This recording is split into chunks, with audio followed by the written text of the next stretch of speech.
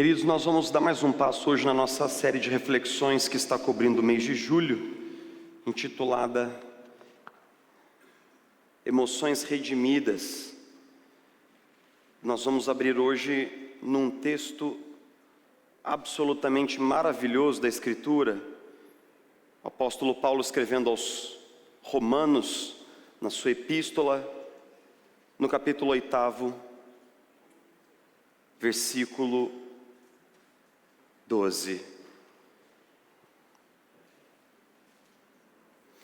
Romanos capítulo 8, versículo 12, nós vamos ler a porção do versículo 12 até o versículo 17.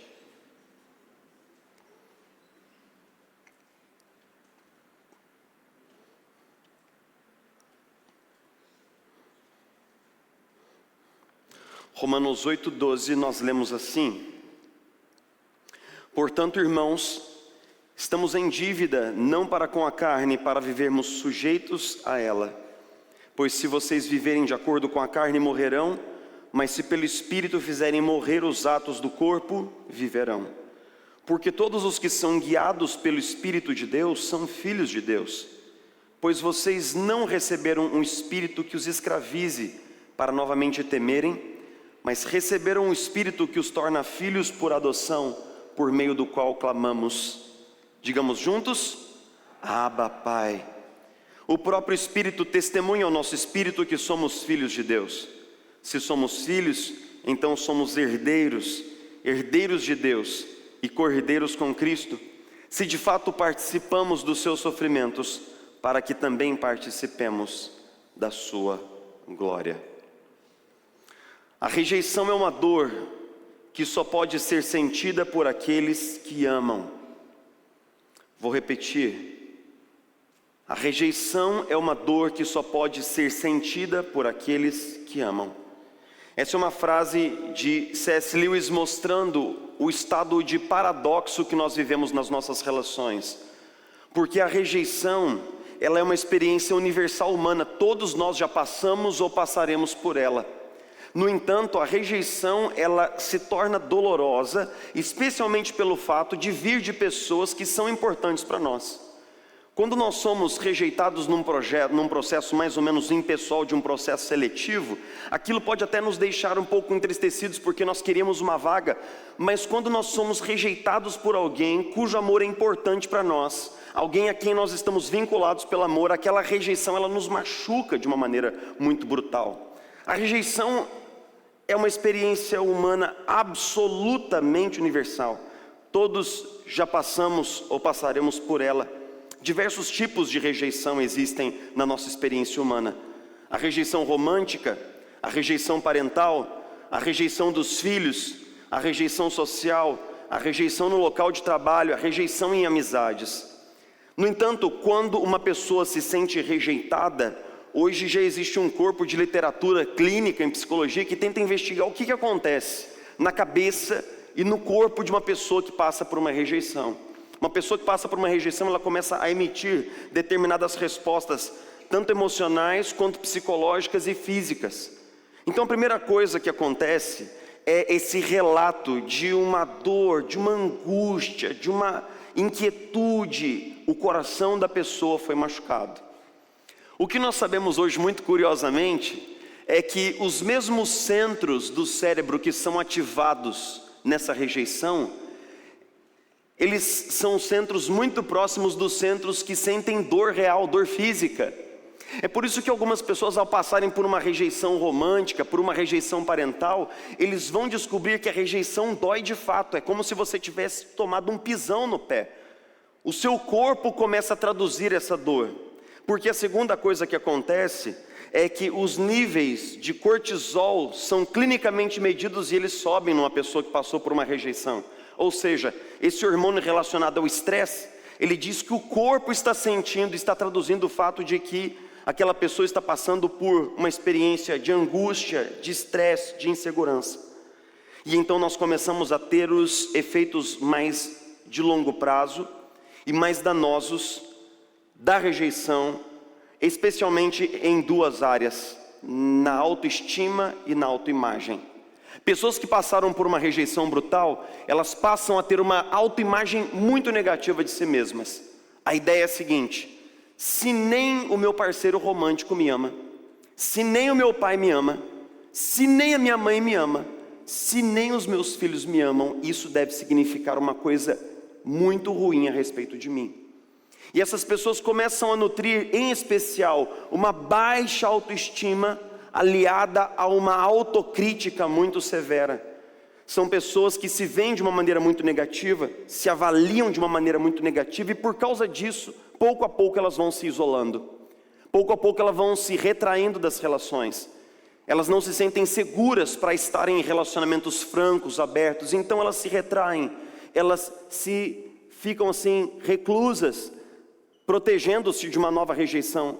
E é exatamente aí que os efeitos mais nocivos se instalam, que são particularmente a depressão e a ansiedade. Existe um estudo muito interessante de Cambridge estudando o impacto da rejeição na vida de crianças que foram entregues para a adoção. E o que esse estudo descobre é aquilo que nós sabemos de uma maneira mais ou menos intuitiva, de que mesmo depois de adultos, aquelas crianças trazem profundas marcas dessa experiência de rejeição. E que mesmo depois, quando tendo constituído família, aqueles indivíduos que foram acompanhados desde a infância por esse estudo de Cambridge, eles demonstram altíssimos níveis de insegurança social, demonstram altíssimos comportamentos de insegurança, de medo, de baixa autoestima, de falta de perspectiva, de aceitação, e eles transferem isso para as suas relações e para todas as áreas da sua vida. É como se alguém entrasse aqui e falasse assim: pastor, achei lindas as paredes aqui dessa igreja pintadas de azul, achei muito bonitas. Aí você fala assim: é mesmo? Inclusive gostei também muito do teto, porque o teto está todo pintado de azul. Eu falo: é mesmo? Você gostou? Aquilo que nós poderíamos intuir é que a pessoa ela está com um tipo de óculos que faz com que ela veja tudo de uma determinada cor. Aquilo que acontece com pessoas rejeitadas é que elas passam a transpor esse sentimento para todas as suas relações, para todas as suas escolhas. Elas passam a projetar essas experiências passadas muito agressivas no campo de todos os seus relacionamentos. E é justamente isso que nós vamos falar, sobre isso que nós vamos falar hoje. Como eu falei de manhã, eu me sinto muito à vontade para ter essa conversa com todos vocês, porque em especial, como sendo um filho adotado, eu sei absolutamente o que é passar pela rejeição. Como tendo sido uma criança que em determinado momento eu tive que ter um pai adotivo, isso significa que obviamente uma criança ela só pode ser adotada se ela anteriormente não tiver sido quista pelos seus pais sanguíneos. E durante uma boa parte da minha vida adulta e da minha adolescência, eu convivi profundamente com esses sentimentos. Eles não me são estranhos, e enquanto eu falo sobre eles, eu posso ter perspectiva do que eles significam para todos nós que estamos aqui. Quando Paulo escreve esse texto, ele está escrevendo para uma igreja que ele absolutamente não conhece, uma igreja que ele não havia plantado, uma igreja que está lá em Roma, e que Paulo escreve para essa igreja porque ele tem uma percepção de que ele está imbuído de um espírito de responsabilidade para com essa igreja. Ele quer edificar a fé desses irmãos, ele quer que esses irmãos sejam edificados, e ele repassa o evangelho com eles. Então no capítulo 7, Paulo repassa longamente a doutrina do pecado. No capítulo 8, ele começa a falar sobre tudo que Cristo fez por eles, com eles e neles. Eu vou tirar isso daqui, podemos? Podemos, né?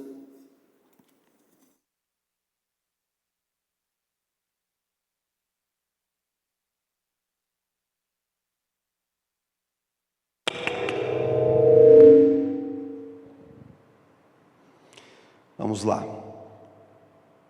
É o outro ou é esse?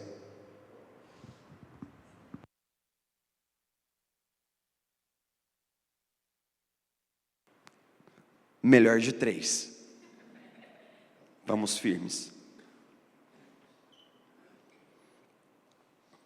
Paulo está escrevendo aos Romanos, E ele começa a mostrar como o Evangelho afeta a vida interior, pois quando ele entra no capítulo 8, o tema de Paulo é, mormente, a escravidão do pecado que assola a vida daqueles que estão debaixo da condenação de Adão. E ele diz assim no versículo 12, que nós não estamos em dívida com a carne, para vivermos escravizados por ela. A palavra no original é sarx, que significa a nossa natureza pecaminosa. Paulo fala assim, nós não somos mais escravos da nossa natureza pecaminosa, porque nós somos daqueles que vivem de acordo com o Espírito, versículo 13. Ele diz que todos os que são guiados pelo Espírito de Deus são filhos de Deus. E então Paulo aborda as implicações mais interiores dessa filiação no Espírito, no versículo 15, quando ele diz assim, porque vocês não receberam um espírito de escravidão para viverem de novo com medo, mas vocês receberam um espírito de adoção. E é justamente aqui que eu quero parar os meus olhos junto com você, porque Paulo coloca diante dos seus ouvintes duas figuras que eram muito conhecidas no lar, tipicamente estendido de uma sociedade greco-romana. Na sociedade para a qual Jesus está escrevendo, para a sociedade romana, as famílias elas são dilatadas porque os filhos, homens, eles se casam e eles vêm morar com os seus pais, fazendo uma longa família estendida, 10, 15, 20 pessoas morando numa mesma casa. E então dentro dessa casa, nós temos sempre nas famílias de classe média a figura do escravo ou do servo. Quem é o servo? Paulo escreve sobre esses servos, escrevendo aos Colossenses e aos Efésios, e estudos arqueológicos nos dizem que de cada 2 profissionais no mundo antigo, um era escravo. 50% de toda a força de trabalho das cidades eram escravos. Por quê? Porque no mundo antigo a escravidão não estava ligada a uma etnia, não estava ligado à cor da pele. A escravidão era um status social, era uma condição social, porque quando alguém, por exemplo, passava por um processo de falência e não conseguia pagar determinada dívida, o dispositivo social que existia é que ele vendia-se, ou ele era vendido como escravo para pagar essa dívida. Alguns escravos chegavam a valer 30, 40, 50 talentos no tempo de Jesus, o que é uma quantia considerável de dinheiro. Então nós estamos falando sobre homens e mulheres que trabalhavam nas famílias, mas que muitas vezes experimentavam relações ternas com essa família. Porque às vezes um escravo ficava ali 5, 6, 10 anos, e quando ele tinha até mesmo uma quantia de dinheiro para pagar pela própria liberdade, ele decidia continuar vinculado com aquela família como membro daquela família. No entanto, o escravo, ele vivia sob uma determinada lógica, que é a seguinte: o escravo ele só tinha valor enquanto ele podia ter uma boa performance. Porque se esse escravo ele fica doente, se ele sofre um amputamento no trabalho, se ele desenvolve uma doença crônica, se ele perde a sua força laboral, ele obviamente não tem mais utilidade para aquela família, e não tendo utilidade, ele é descartado, ele é vendido, ele é repassado para um outro trabalho. Basicamente, se ele não exibe uma performance, ele é rejeitado. Então muitos escravos viviam debaixo dessa angústia de performar e de dar o seu melhor, porque do contrário, eles poderiam ser vendidos e rejeitados. É justamente isso que acontece aqui quando Paulo diz assim: vocês não receberam, e note que ele diz assim, novamente um espírito de escravidão. É como se ele estivesse dizendo assim: olha, vocês já viveram assim como escravos, confundindo o valor de vocês, a identidade de vocês, a valia de vocês com aquilo que vocês podiam fazer, inclusive religiosamente, mas agora Deus enviou sobre vocês um espírito de adoção. Note que Paulo não está falando sobre filhos sanguíneos aqui. Paulo não está contrastando o escravo com um filho sanguíneo. Paulo está contrastando um escravo com um filho adotivo. O escravo ele vinha de fora e ele era incluído na família. O filho adotivo também, ele era incluído na família, uma criança que não era originalmente daquela casa, não era do sangue. Mas naquela cultura, assim como na nossa, quando uma criança ela era legalmente adotada, ela passava a usufruir de absolutamente todos os direitos daquela família. Ela tinha o nome, ela muitas vezes tinha um anel que o identificava como membro daquela família, e ela era dotada de todos os direitos diante dos seus pais. Inclusive, muitos filhos adotivos, eles eram muito amados pelos seus pais. Agora, note qual é a diferença que Paulo está tentando trabalhar aqui na nossa imaginação, porque ele está escrevendo para crentes. Ele não está escrevendo para não crentes, ele está escrevendo para homens e mulheres que conhecem o Evangelho. Mas ele está dizendo assim: muitos de vocês têm um tipo de relação com Deus idêntica à de um escravo com o seu senhor, a de um servo com o seu patrão, a de um soldado com o seu general, uma relação funcional. E vocês vivem debaixo de um espírito de medo. Vocês performam com angústia e vocês fazem coisas religiosas movidos pelo medo e pela ansiedade, com medo de que Deus rejeite vocês. Mas Deus não enviou sobre vocês um espírito de escravidão. Deus enviou sobre vocês um espírito de adoção. O filho, uma vez adotado, meus irmãos, ele podia não querer lavar a louça, isso não mudaria a condição dele. O filho, uma vez adotado, ele poderia não querer arrumar a cama, ele poderia ter uma adolescência difícil, ele poderia ser rebelde e respondão. Isso não mudaria o status dele em relação aos seus pais, porque ele foi adotado, ele foi recebido numa família, e esse vínculo não é temporário, ele é garantido, ele é profundo, ele é um compromisso que os pais assumiam diante da criança e diante da comunidade, dizendo: eis aqui o nosso filho. Essa criança é nossa, nós lutaremos por ela, inclusive, nós a temos aqui dentro da nossa família, nós não vamos abrir mão dessa criança. O que Paulo está dizendo é que muitos de nós ainda não tivemos essa experiência de cair a ficha do Evangelho no profundo do coração. Nós sabemos que Deus nos ama, nós sabemos que Ele tem cuidado de nós, nós sabemos um bocado de teologia muito bem arranjada aqui na nossa estrutura cognitiva, mas ainda nós não tivemos essa experiência de nos vermos como filhos e filhas de Deus em Jesus Cristo. Note que o que Paulo está dizendo aqui é o seguinte: Deus, o Pai, enviou o seu Filho para morrer em nosso lugar. O Filho se tornou homem, servo e morreu na rude cruz.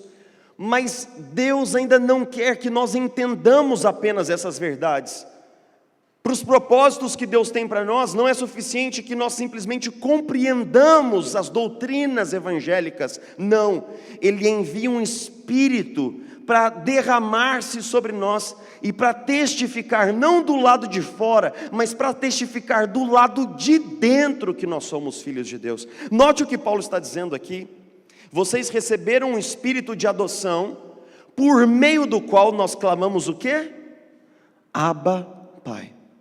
Joaquim Jeremias, um grande erudito, um dos maiores estudiosos da arqueologia bíblica de todos os tempos, disse o seguinte: se você revirar todos os escritos rabínicos, você nunca vai ouvir um rabino, por mais renomado que ele fosse, tendo a ousadia de dirigir-se a Deus chamando-o de Abba, Pai. Jamais. Havia uma distância.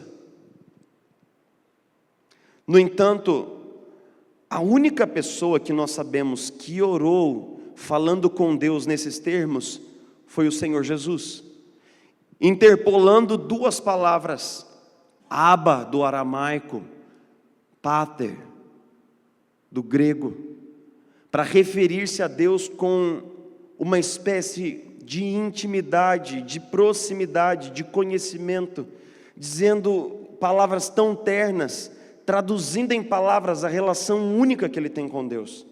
Única. No entanto, Paulo está dizendo que esse Espírito derramado sobre nós, ele nos ensina a falar com Deus da mesma maneira que Jesus falava com Deus. Nós somos apropriados dessa intimidade, dessa filiação, dessa paternidade. O Espírito testemunha ao nosso espírito que somos filhos de Deus. O Espírito Santo sussurra aqui dentro diuturnamente, todos os dias, dizendo: você é uma criança de Deus, você foi adotado, você é filho, você é filha. Ele testifica ao nosso espírito que somos filhos de Deus. E não apenas isso, Paulo termina no versículo 17 dizendo: se somos filhos de Deus, então somos herdeiros, herdeiros de Deus e co-herdeiros com Cristo. O que Paulo está dizendo aqui é basicamente que Jesus, por ser filho, ele tem uma herança, ou seja, ele tem direitos que são típicos de um filho. O filho herda aquilo que é do pai, mas quando nós estamos em Jesus, nós temos os mesmos direitos que Jesus. Assim como Jesus é herdeiro de Deus, nós somos herdeiros de Deus também. O que quer dizer que se Jesus ganha um videogame, você não vai ganhar meia. No Natal celestial, todos ganham absolutamente a mesma coisa. Todos ganham igual, todos têm direitos iguais. E assim como Jesus, ele está assentado à destra de Deus e desfruta de pleníssima comunhão com Deus, esses mesmos direitos agora recaem pela graça sobre nós. Nós recebemos o Espírito que nos ensina a orar a Deus com intimidade. Nós recebemos a herança celestial do Pai por meio de Jesus Cristo. Tudo isso para dizer o seguinte: você é mais filho do que você é capaz de compreender agora. Você é mais filha do que você é capaz de compreender agora. Paulo está nos garantindo que nessa nova experiência que nós temos com Deus, por meio do Evangelho, nós estamos imersos numa experiência absolutamente radical de aceitação. Nós estamos envolvidos por uma aceitação que foi colocada sobre nós por meio de Jesus e que não será tirada, nos é garantida por causa da morte de Jesus na cruz do Calvário. E é lógico, é claro que isso tem profundas implicações para nós. Vamos a elas, 3 implicações para nós terminarmos nossa conversa hoje. Em primeiro lugar, o Evangelho cura o nosso passado. Essa é a coisa mais importante que nós podemos ver claramente no texto. Por quê? Porque quando alguém passa por uma rejeição muito brutal, essa rejeição tem o poder de nos manter aonde? No passado. Nós passamos a viver e reviver aquela experiência traumatizante de rejeição. Nós nos vemos à luz do nosso passado, o que é uma forma de escravidão e de aprisionamento. Pessoas rejeitadas estão vivendo sob a tensão de serem rejeitadas novamente, porque elas transpõem o passado para a sua leitura do presente. É justamente por isso que muitas vezes as pessoas contam das suas rejeições, que já têm 20, 30 ou 40 anos, como se isso tivesse sido ontem, como se tivesse sido hoje pela manhã. Em especial, o estudo de Cambridge diz o seguinte: quando uma criança é rejeitada na primeira infância pelos pais, isso gera uma espécie de um buraco negro, isso gera um buraco no coração da criança, onde todo o centro do afeto, da autoestima, ele fica deformado. A criança passa a se ver constantemente por meio dessa experiência. Ela se vê vazia de valor, ela se vê vazia de pertencimento, vazia de vínculos. Quando Paulo continua os temas desenvolvidos na sua epístola aos Romanos, no capítulo 12, ele diz o seguinte: eu rogo que vocês ofereçam a si mesmos como uma oferta suave a Deus, uma oferta suave por meio do seu culto racional, e transformem-se frequentemente no seu entendimento, na sua mente, pela palavra de Deus, para que vocês possam experimentar a boa, perfeita e agradável vontade de Deus. Paulo diz que esse evangelho que é crido, ele tem que transformar o nosso entendimento, tem que transformar o nosso coração. Esse evangelho de uma aceitação radical em Cristo tem que curar o nosso passado.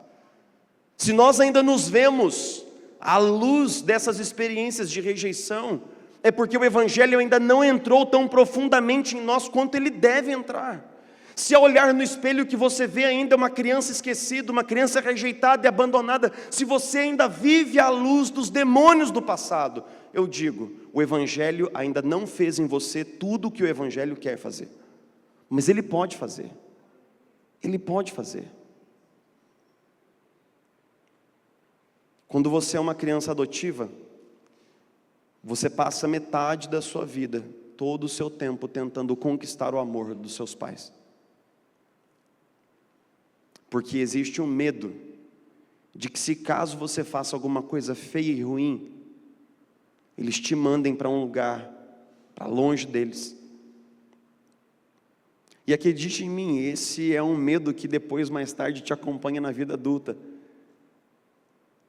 Você se torna inseguro nas relações, você se torna vazio de valor, e você começa a descobrir que, numa tentativa muito desesperada de encher essa autoestima, você procura ser o melhor que pode para as pessoas, você procura ser o melhor cristão, você procura ser o melhor pastor, mas a motivação não é pura.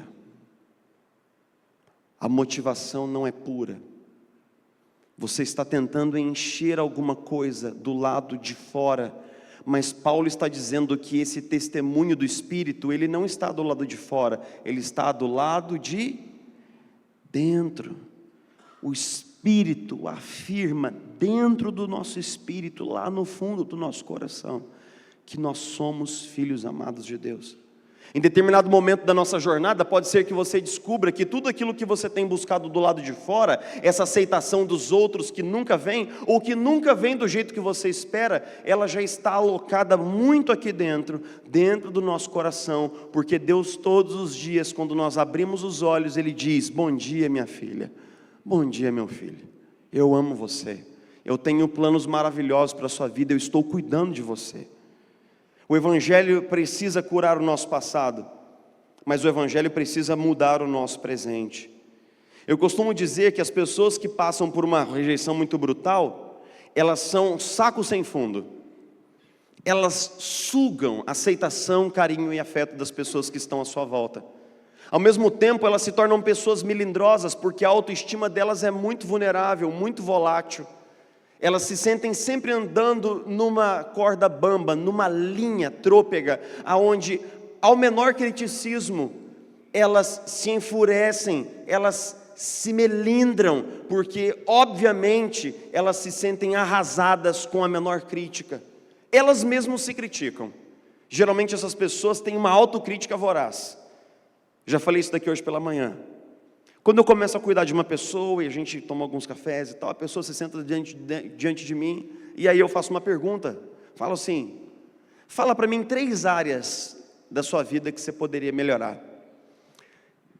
Essa pessoa, ela começa a falar 3, e ela provavelmente não vai parar antes de 10. Eu falo assim: não entendi, não precisa falar as 10 não, só fala 3 coisas que você acha que você pode melhorar. Agora faz o seguinte, fala para mim 3 coisas que você é muito bom. Fala para mim 3 virtudes que você tem, 3 qualidades maravilhosas que você tem. Aí a pessoa, ela pensa, ela coça a cabeça, ela coça a nuca, depois ela fala assim: mas pastor, o que você acha assim? Você vê alguma qualidade em mim? Fala: não, a pergunta não é para mim, a pergunta é para você. Quais as 3 virtudes que você tem? E ela sofre para encontrar essas 3 virtudes nela mesma, porque, obviamente, alguém que passou por uma rejeição muito atroz, ela tem esse espírito de autocrítica muito dilatado, mas ela não consegue perceber as coisas boas que ela mesma tem. Ela é uma pessoa ruim para ela. A companhia dela para ela mesma é uma companhia má, porque ela se critica e ela se põe para baixo como ninguém mais. Ela é ruim para si mesma, como ela não teria coragem de ser má e dura com os outros, mas ela é consigo mesma. Agora pense comigo, como o Evangelho tem que transformar isso. Porque esse amor que essa pessoa busca, e esse senso de autocrítica tão poderoso que ela tem, eles precisam encontrar uma resolução no amor de Deus. Pessoas rejeitadas instintivamente buscam no presente o amor que elas não receberam no passado. E o que elas vão descobrir? Que o amor do cônjuge, por melhor que seja, não enche. O amor dos filhos, por melhor que seja, não tapa esse buraco no coração. Que todo amor que for colocado sobre ela cai como que num saco sem fundo. Cai lá, num lugar muito escuro e profundo, e não dá conta de encher, não dá conta de torná-la plena, no final do dia, ela se sentirá de novo inadequada, com um baixo senso de valor. Então, obviamente, cobrando e exigindo das pessoas que estão à sua volta, essa pessoa machuca as suas relações, pressiona exageradamente sua família, cobra demasiadamente, e então acaba deteriorando as suas relações, o que acaba se tornando uma nova história de rejeição. E aí, quando ela é rejeitada, ela diz: eu já sabia que você ia me abandonar. É o que nós chamamos de profecia autocumprida. A pessoa trabalha para tornar aquilo que ela projeta real nos outros.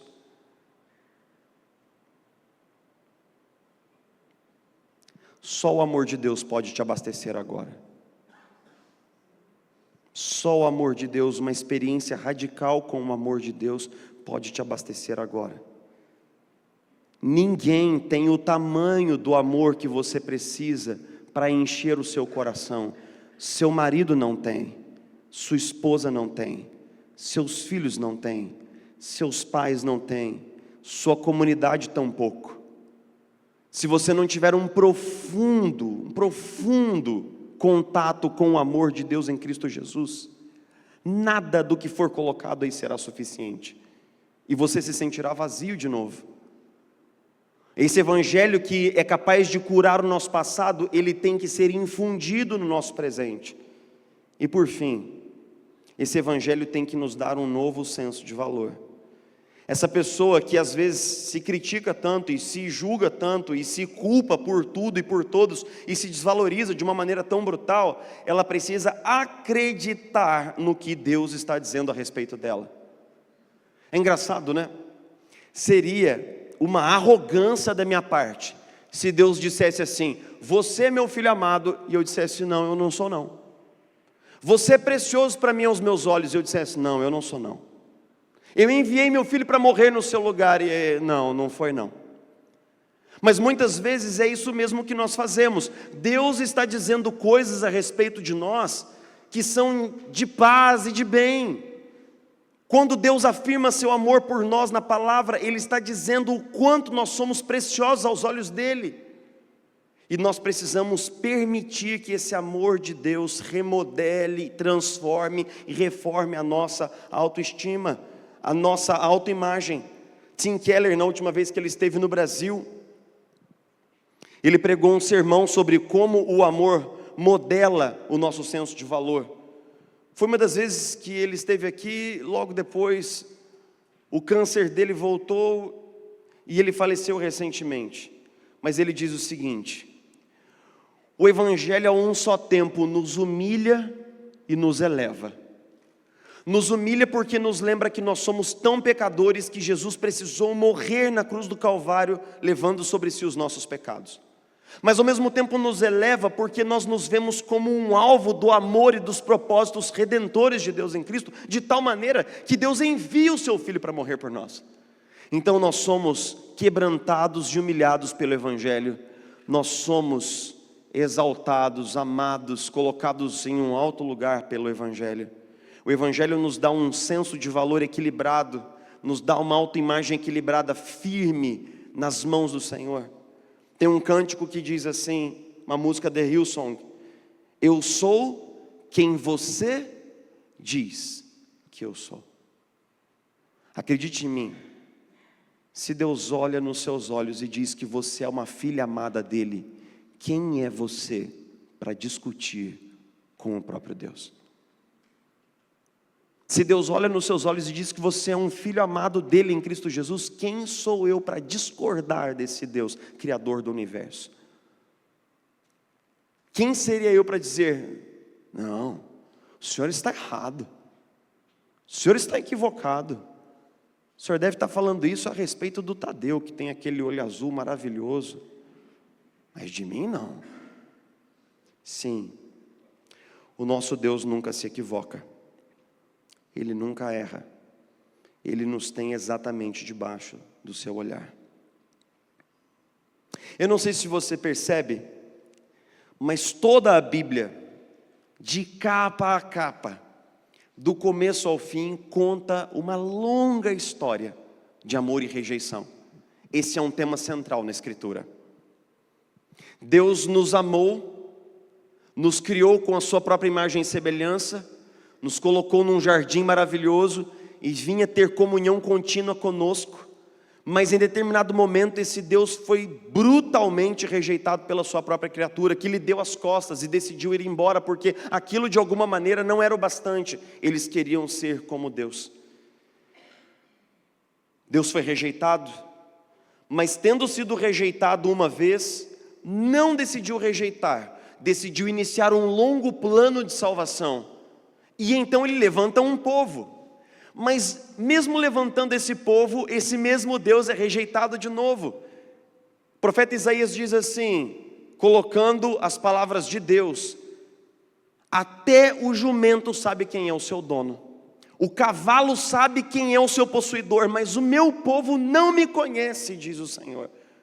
Eu levanto as minhas mãos o dia todo esperando por eles, e eles me ignoram. Mas esse Deus, ele avança e não faz caso da rejeição, e envia o seu filho, o seu único filho, o Messias, para tornar-se homem e salvador. Mas quando Jesus chega aqui, ele constata que ele veio para os seus, mas os seus não o receberam.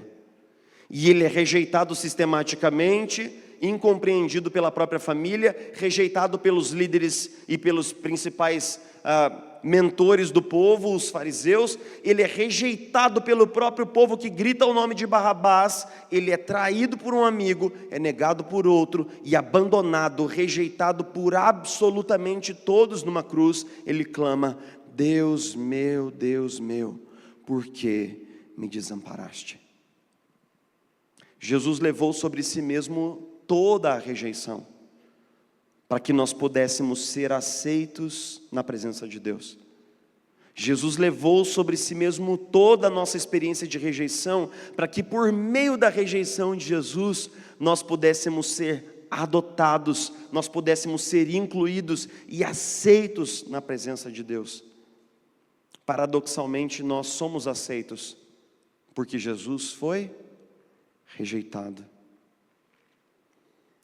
Em Jesus, Deus Pai cumpriu uma promessa que havia feito por meio do profeta outrora, dizendo: haverá uma mãe que possa se esquecer do seu próprio bebê que ainda mama e não ter compaixão do filho que gerou? Embora ela possa esquecê-lo, e nós sabemos que pode, porque ocasionalmente atrocidades assim acontecem. Eu não me esquecerei de você. Veja, eu gravei você nas palmas das minhas mãos. Imagine um Deus que escreveu o seu nome nas palmas das suas próprias mãos. Você é mais aceito por Deus do que você dá conta de entender nessa vida. Você é mais amado por Ele do que nós poderemos entender até o final da nossa experiência aqui. Mas eu queria encerrar com essa imagem. Muitas pessoas rejeitadas, elas buscam aquele amor, um amor que elas não sabem explicar muito como, uma aceitação que elas não sabem muito explicar como, mas elas sentem que elas buscam isso, que elas precisam isso. E muitas vezes elas transpõem essa expectativa para o casamento, para os filhos, para o trabalho, para o sucesso, para a carreira. Mas pense comigo, é bom viajar? É bom viajar, igreja? Acho que vocês estão hesitantes. É bom viajar, igreja? É sim, é bom, sim, né? Vocês estão achando que eu vou fazer um sorteio aqui agora de tickets, né? Não chegamos nesse nível ainda, calma. Mas depois que você fica uns 20, 25 dias fora, do que é que a gente tem saudade? De casa. E quando você chega em casa, você abre a porta assim, não tem um negócio tão gostoso que é o cheiro da sua casa, uma coisa que você não sabe explicar, mas é o cheiro que só a sua casa tem. suas coisinhas, seus espaços. Quando você chega de volta em casa, por melhor que tenha sido a viagem, quando você chega em casa, parece que o nosso coração dá um suspiro de alento e fala assim: ufa, cheguei, eu pertenço aqui, esse é o meu lugar, é aqui aonde eu devo estar, aqui eu tenho raízes, minha identidade está aqui. Eu quero dizer para você que se você conhece Jesus como seu único e suficiente Salvador, você já chegou em casa. Você já está no lugar que você pertence, você já está no lugar que ali estão suas raízes. Você já chegou nos braços do Pai, e acredite em mim, Ele tira suas sandálias agora. Ele diz assim: meu filho, descansa esses pés machucados pelos espinhos aqui, repousa no meu colo. Eu vou derramar um óleo sobre você, eu vou abraçar você, meu amor vai alcançar o mais profundo do seu coração, suas feridas vão fechar no seu devido tempo, você se sentirá amado de novo, precioso de novo, você vai conseguir correr de novo, não agora, mas fique aqui, você pertence aqui. Senhor, obrigado porque de todas as coisas que nós recebemos por meio de Cristo, todas as bênçãos, e são muitas, inomináveis, incontáveis, milhares, uma chuva de bênçãos. Senhor, saber que somos importantes para Ti e aceitos por Ti é a notícia mais maravilhosa que nós vamos ouvir hoje. Às vezes nós sentimos que não fomos o bastante para aquelas pessoas que nos rejeitaram. Às vezes sentimos que essas pessoas nos rejeitaram talvez porque houvesse algum problema em mim, o que absolutamente não é verdade. Mas Senhor, quando nós chegamos na Tua presença, nós podemos encontrar um descanso absoluto que não encontramos em nenhum outro lugar. Muito obrigado pela família, muito obrigado pelos amigos, muito obrigado pela comunidade. Cada um deles é um sinal vivo do Seu amor por nós, mas nenhum deles pode substituir o Seu amor na nossa vida e o lugar do Senhor na nossa história. Obrigado, Senhor, porque finalmente, por meio de Jesus, nós chegamos em casa.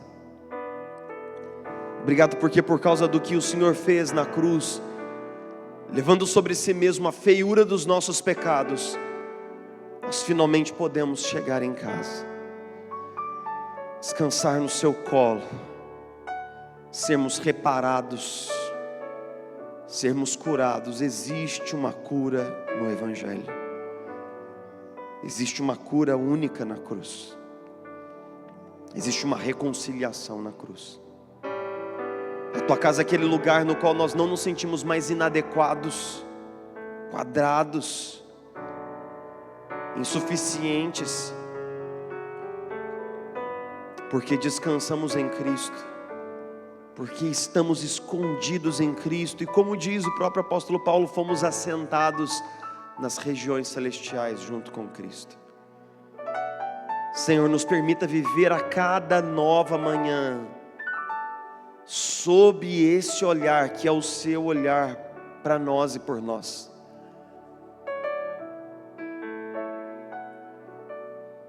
Cura o nosso passado, Senhor, lava a nossa história.